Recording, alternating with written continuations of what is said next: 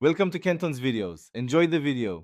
You start by confirming prerequisites and taking a full backup so you can undo changes if needed. Make sure developer options and USB debugging are enabled.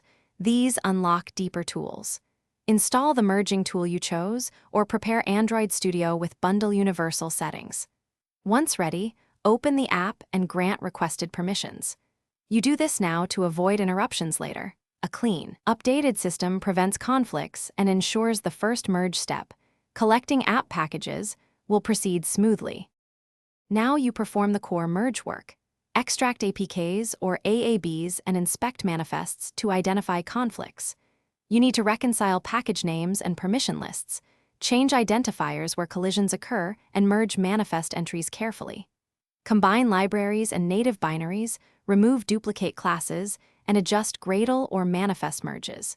Use ProGuard or a code shrinker to resolve symbol clashes. Make sure to preserve unique resources and update resource ID.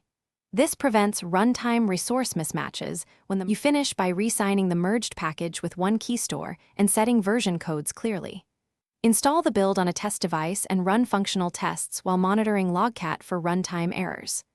Once done, validate permissions, in-app flows, and updates. If crashes or incompatibilities appear, make sure to revert to your backup, isolate the offending module, and redo the merge step for that component. A single key troubleshooting tip.